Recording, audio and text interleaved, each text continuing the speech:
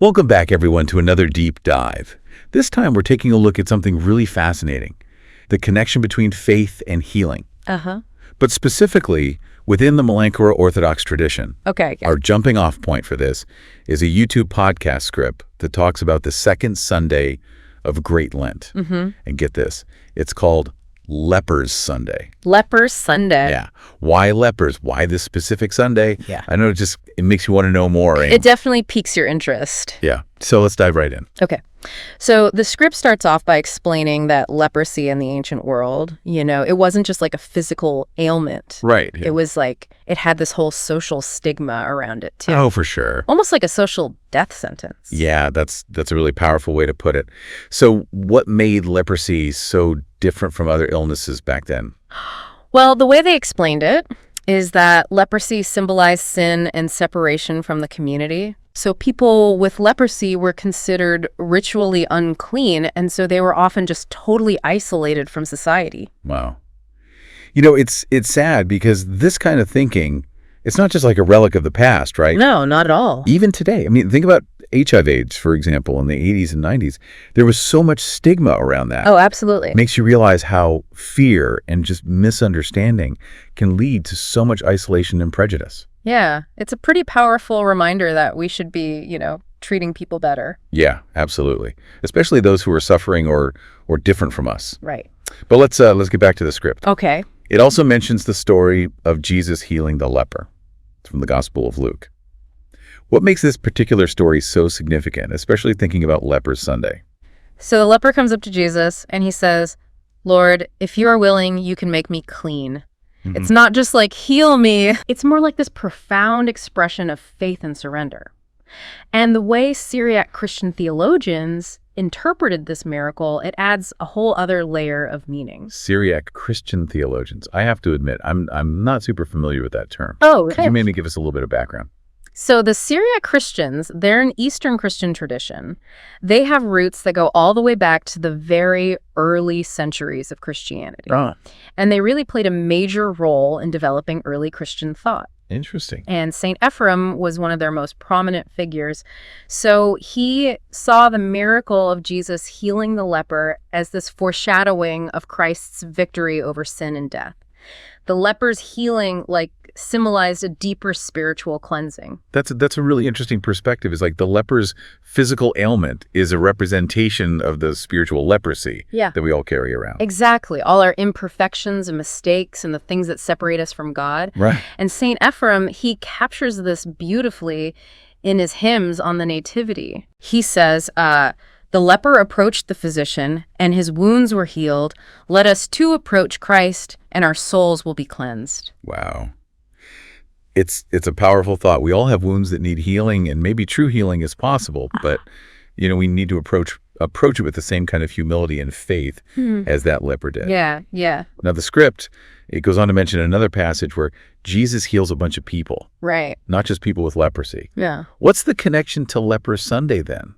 I mean, why focus on leprosy if Jesus was healing everybody? Well, I think the point they're trying to make is that Lepers Sunday, it's not really just about leprosy, It's about this universal nature of Christ's compassion and the kingdom of God coming into the world, offering healing to everyone who seeks it, regardless of their condition. Right. And to illustrate this point, the script actually includes this beautiful quote from the Malankara Orthodox Sidro. The Sidro? Yeah, it's the liturgical book used in the Malankara Orthodox Sidro. Okay. And it says, "O Christ, the physician of souls and bodies, heal us from the leprosy of sin and make us worthy of your heavenly kingdom."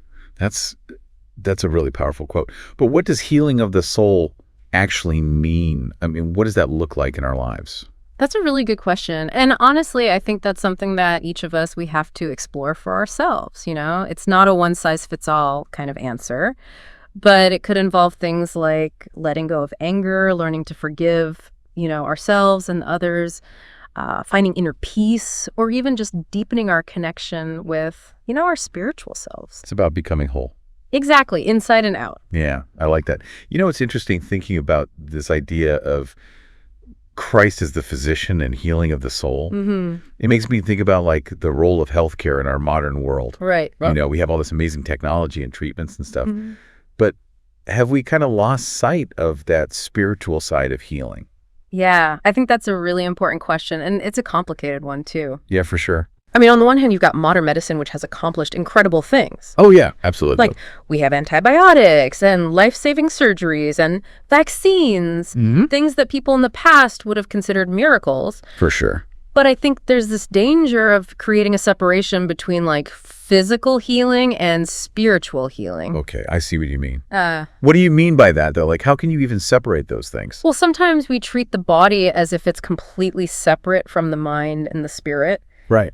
But we know that things like stress and anxiety and grief, even loneliness, can have a real impact on our physical health. Yeah, no, totally. There's definitely a mind-body connection. Exactly.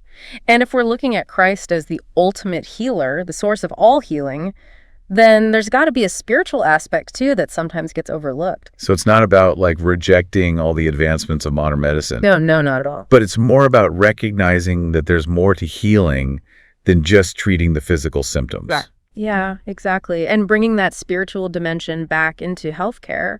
I don't think it necessarily means, praying more in hospitals or pushing specific religious beliefs. Right. But it's about approaching healing with this attitude of compassion and this reverence for the whole person, body, mind, and spirit. Yeah, that makes sense. So what would that look like in practice? Well, imagine a doctor who takes the time to really listen to their patient, not just to their physical symptoms, but to their fears, their hopes, their story. Or a nurse who offers a gentle touch and some words of comfort, acknowledging that emotional and spiritual pain that can go along with illness. Right. I think these small acts of compassion can make a huge difference. Yeah, I think it's about seeing the person behind the illness and recognizing their dignity and worth. Absolutely. And that brings us back to this idea of compassion, not just in healthcare, but in life in general. For sure. The script really emphasized compassion as one of the key takeaways from Lepers Sunday. And as we talked about earlier, true compassion, it's not just a feeling. It's a call to action. Yeah, it's about recognizing suffering and being moved to actually do something about it. Right. But sometimes it feels kind of overwhelming. Oh, yeah. Like there's so much suffering in the world. What can one person really do? Where do you even begin? I totally get that. It's easy to feel helpless when you think about all the suffering out there. But I think it's important to remember that even small acts of kindness can have a big impact. You don't have to solve every problem in the world. Just start with what you can do. Right. Like volunteer, donate to a cause you care about, speak up against injustice, or even just listen to someone who's hurting. Every little bit helps. Yeah, you're right. Sometimes we get so caught up in the big picture that we forget about the power of those individual actions. Exactly. And we've been talking a lot about compassion for others, but the script also mentions something else that's super important. What's that? Compassion for ourselves. Oh, yeah. That's crucial. We can't truly offer compassion to others if we haven't learned to be compassionate to ourselves first. Right. Remember what Saint Ephrem said. Let us too approach Christ and our souls will be cleansed. That means approaching ourselves with the same kindness and forgiveness that we would offer to someone we love. Yeah, for sure. It's easy to be so hard on ourselves. We judge ourselves and dwell on our mistakes, and we struggle to forgive ourselves. How do we break out of that cycle? Well, I think it starts with recognizing that we're all imperfect. We're all on a journey. We all make mistakes and have flaws, and that's okay.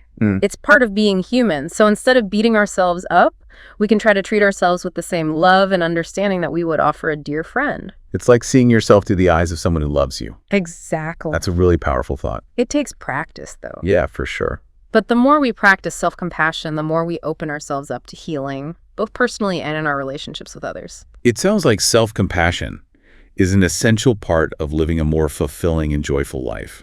I think so. This deep dive into Lepers Sunday and the Melancthor Orthodox tradition has been really eye-opening. It has been. We've covered so much, like the historical significance of leprosy, the whole idea of spiritual healing and, compassion for ourselves and for others. It feels like we've just barely scratched the surface, though. You're right.